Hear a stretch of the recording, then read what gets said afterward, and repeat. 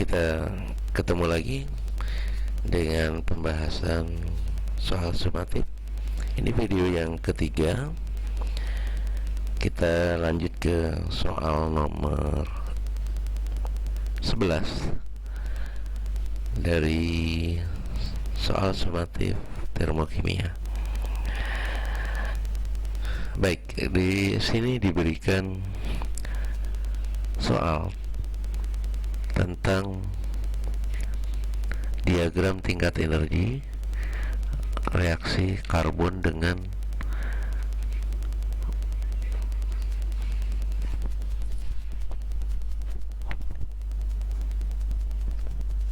oksigen membentuk CO2. Oke.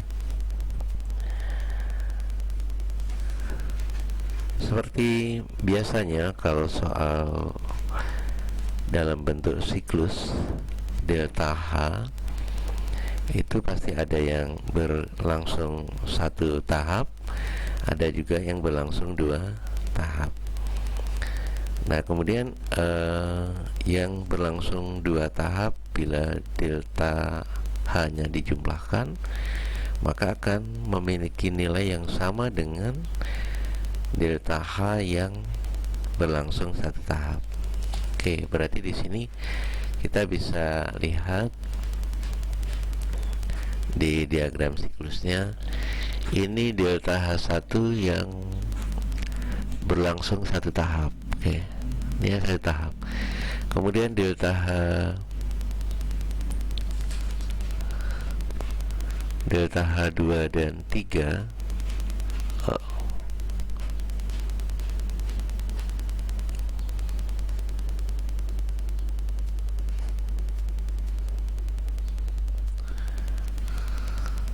delta H yang ini dengan delta H yang satu lagi ini, delta H2.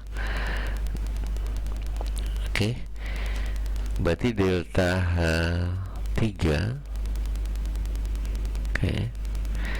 sama dengan delta H1 ditambah dengan delta H2. Oke, kalau ini delta H3 ya, delta H3. Oke, maka delta H3 nilainya minus 7, 8 akan sama dengan delta H1 ditambah dengan delta H2 yang senilai minus 566. Oke, di sini minus 788 sama dengan delta H1 dikurang dengan 566. Oke, sehingga delta H1 nya bisa ditentukan sebesar minus 788 ditambah 566 sama dengan minus 322. Oke, minus 2 minus 222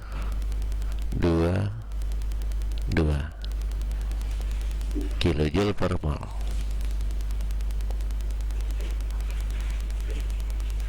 Nah, inilah jawaban untuk soal ke-11.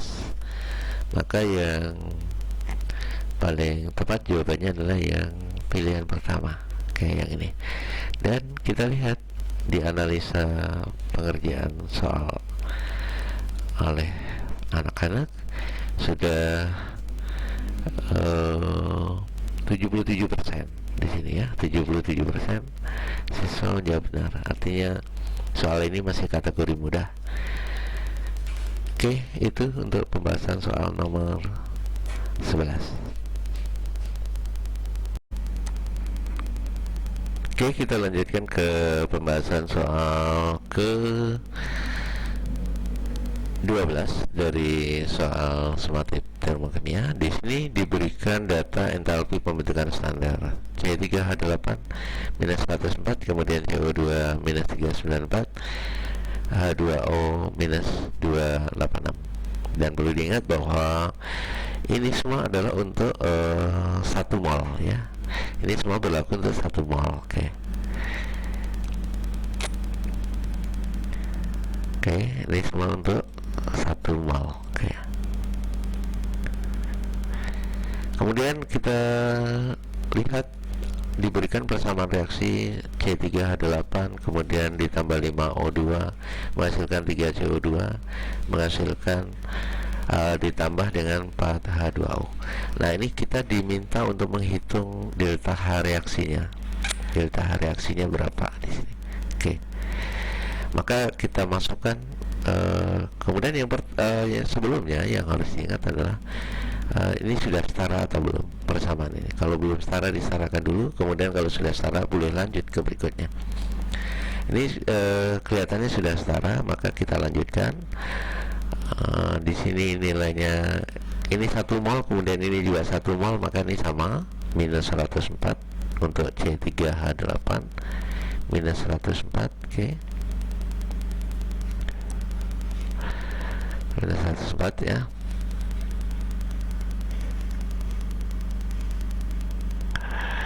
Kemudian untuk 5O2 karena O2 ini unsur bebas maka 0. Di sini 0. Karena bebas. Kemudian CO2 di sini 1 molnya minus 394, maka di sini ada 3. Berarti harus dikalikan 3. 3 kali minus 394. 394. Hasilnya adalah 2, kemudian 1 8 11 ya, minus 1182 kilojoule per mol. Kilojoule bukan lagi per mol karena di sini sudah dikali 3 mol. Kemudian di sini H2O yang diketahui untuk 1 molnya adalah minus 286, maka di sini kalau koefisiennya 4 maka dikalikan 4. 4 kali minus 286 minus 286. Hasilnya adalah 4, kemudian 4 lagi, kemudian 11. Minus juga. Nah, delta reaksi sama dengan tinggal kita jumlahkan saja di sini. Berarti minus 104 ditambah minus minus 1182. Kemudian ditambah lagi dengan minus 1144. Maka kita akan dapatkan nilainya sebesar minus 2222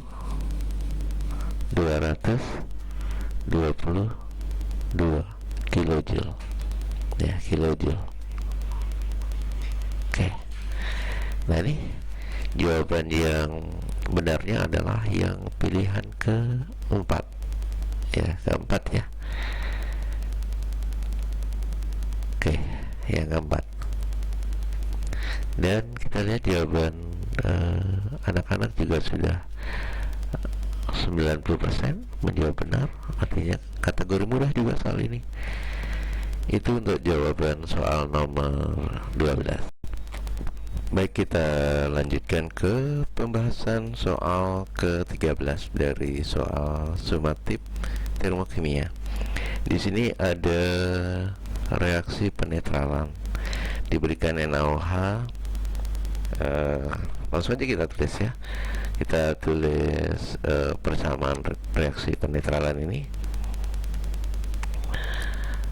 NaOH,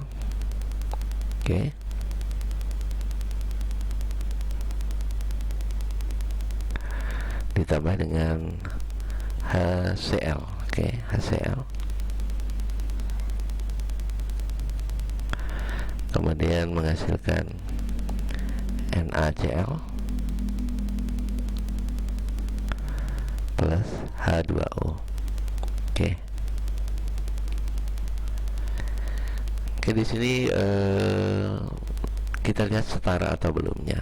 Na-nya sudah sama, kemudian O-nya sudah sama-sama satu, kemudian H-nya di sini 2 di kiri, oke.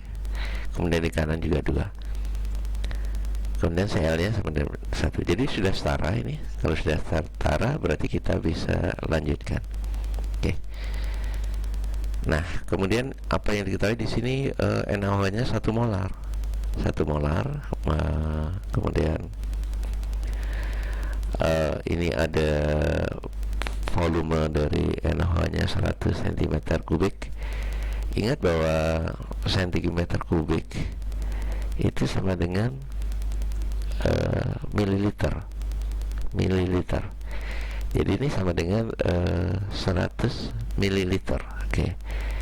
Kita kalikan dengan 1 kali 100. Oke. Mililiter ya.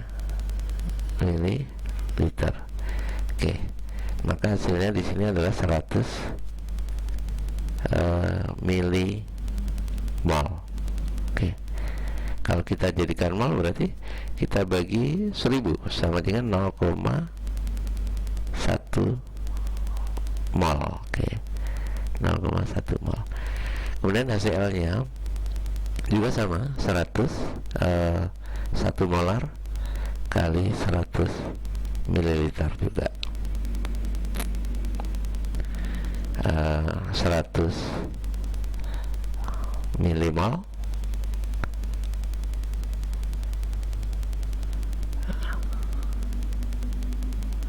kemudian sama dengan 0,1 mol. Oke. Jadi kalau dari milimol ke mol, maka ini dibagi 1000. Oke, caranya gitu ya, dibagi 1000. Oke. Nah, kemudian otomatis NaCl-nya karena sama-sama koefisiennya 1, maka di sini juga 0,1 mol. Oke. 0,1 mol. Oke. Nah, kemudian yang ditanyakan di soal ini adalah delta H dari reaksi, perubahan delta H untuk reaksi neutralisasi. Ini yang ditanyakan. Oke, perubahan entalpi reaksi atau delta H-nya. Nah, di sini delta H itu sama dengan minus M kali C kali delta T. Kemudian ingat bahwa 100 cm3 sama dengan 100 ml. Nah, karena massa jenisnya ini setara dengan massa jenis air, maka 100 ml ini sama dengan 100 gram. Jadi 100 gram. Maka di sini M-nya merupakan total dari massa 100 cm3 NaOH dan massa 100 cm3 HCl, sehingga di sini kita jumlahkan saja 100 ditambah 100. Oke.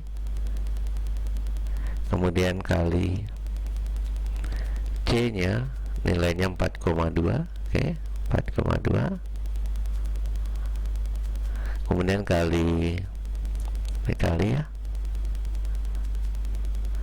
kali dengan kenaikan suhunya dari 29 ke 37,5. Artinya naik sebesar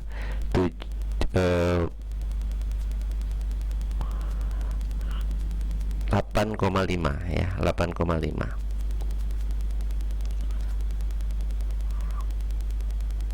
ya, suhunya naik sebesar 8,5. Maka di sini 200 kali 4,2 kali 8,5. Oke.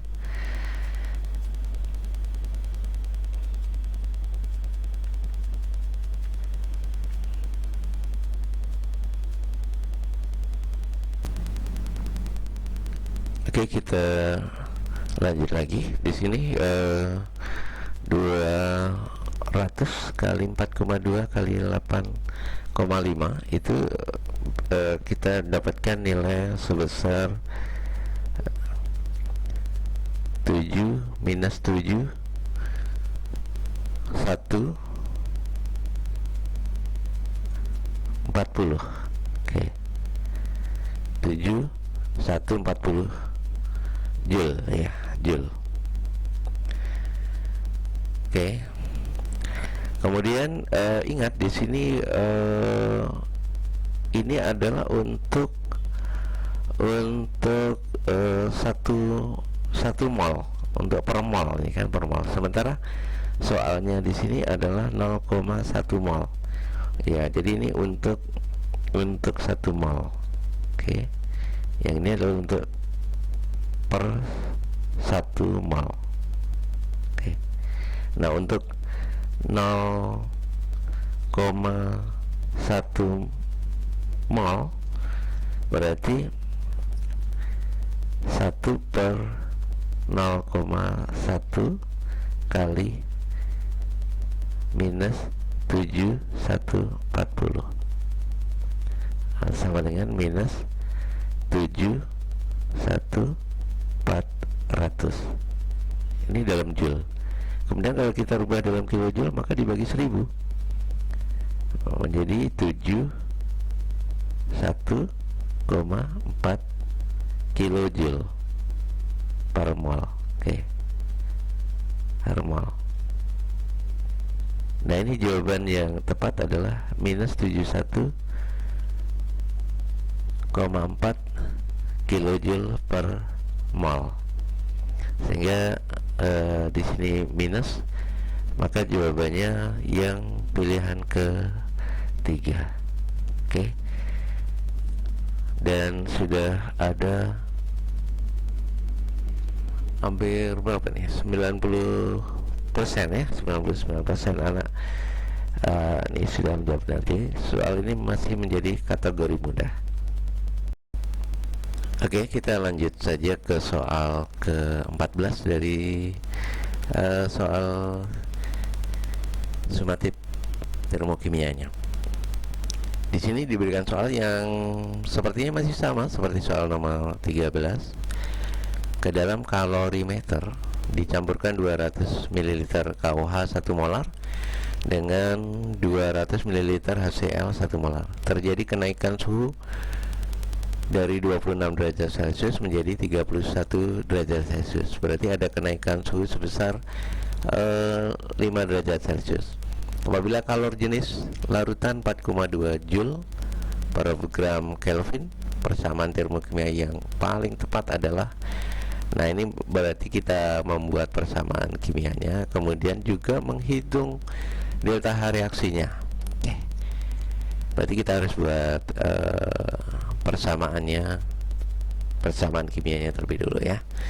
Oke, di sini ada diminta adalah reaksinya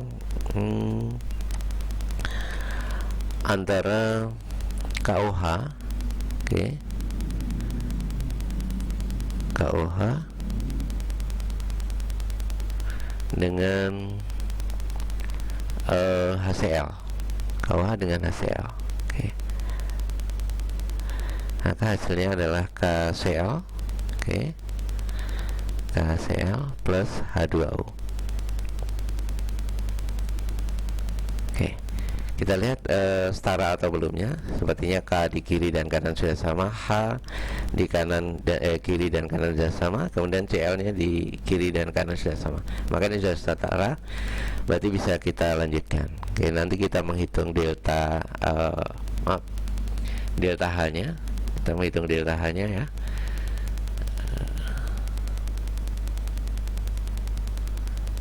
delta H-nya yang harus kita hitung juga. Nah, kemudian ini diketahui 200 ml kali 1 molar. Kalau kita kalikan aja 200 kali 1, berarti ini ada 200 milimol, artinya 200 tadi kali 1 berarti 200 milimol.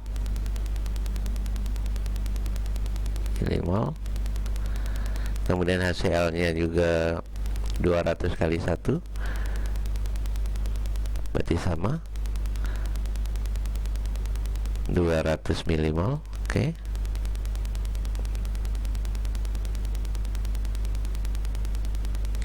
Kemudian karena KCl nya juga sama-sama koefisien 1, maka di sini juga 200 milimol.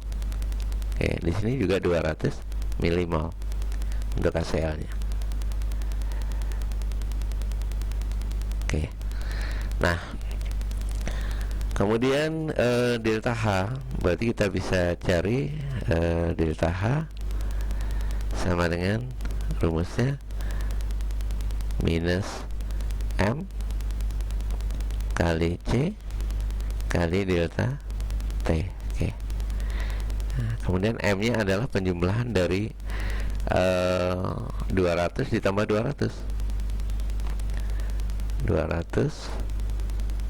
ditambah 200. Oke. Kemudian kali C nya, nilainya di situ sudah diketahui 4,2. Oke. Kemudian kali kenaikan suhunya 5, ya 5 derajat, sama dengan berarti perkalian ini menghasilkan ini kita jumlahkan dulu ya, 400 kali 4,2 kali 5, ini sama dengan 8.400 ya, 8.400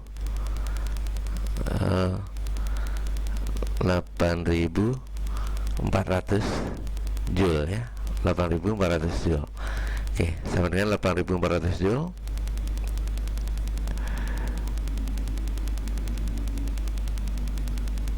Nah, kalau kita rubah dalam kilojoule maka menjadi 8,4 kilojoule. Oke. Ingat bahwa ini berlaku untuk 1 mol, untuk 1 mol. Sementara di soal itu di soal itu untuk 0,2 mol. Ingat, untuk 0,2 mol. Oke. Ini tadi 8,4 kilojoule ya. Ya, biar kelihatan jelas, kilojoule. Nah, untuk 0,2 mol berarti untuk 0,2 mol maka sama dengan 1 per 0,2 kali 8,4 kilojoule. Oke, kilojoule per mol ya, kilojoule per mol. Oke. Nah, maka di sini sama dengan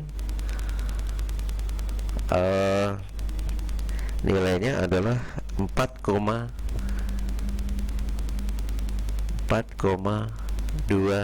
kilojoule per mol. Nanti delta H-nya sudah bisa kita masukkan di sini di persamaan kimianya menjadi minus ya, di sini minus ya, maaf ya, ada yang ketinggalan di sini minus, ini juga minus. Oke. Minus 4,2 kilojoule per mol. Maka jawaban yang tepatnya adalah yang C ya, yang ketiga, pilihan ketiga, pilihan yang ketiga. Sehingga sama dengan apa yang dianalisa jawaban, anak-anak sudah bisa menjawab hampir 99% anak menjawab benar, maka masih soal kategori mudah. Ini sama dengan 8.400 ya, 8.400 joule ya, 8.400 joule. Oke, sama dengan 8.400 joule.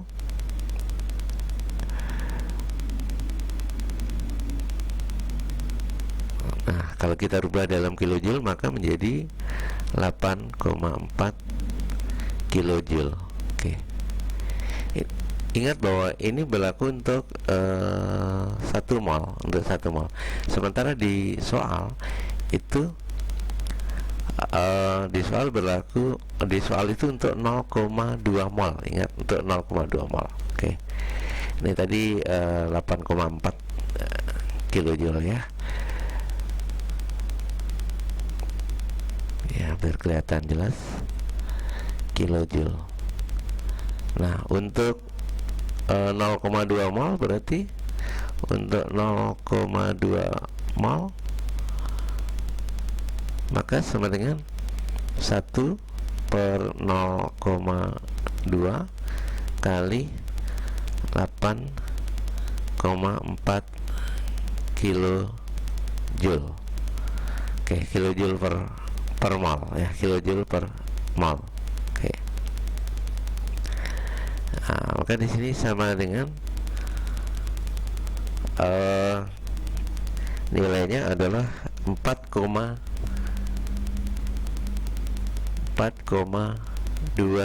kilojoule per mol. Nanti delta H-nya sudah bisa kita masukkan di sini di persamaan kimianya menjadi minus ya, di sini minus ya, maaf ya, ada yang ketinggalan di sini minus, ini juga minus. Oke, minus 4,2 kilojoule per mol. Maka jawaban yang tepatnya adalah yang C ya, yang ketiga, pilihan ketiga, pilihan yang ketiga. Sehingga sama dengan apa yang dianalisa jawaban, anak-anak sudah bisa menjawab hampir 99% anak menjawab benar, maka masih soal kategori mudah.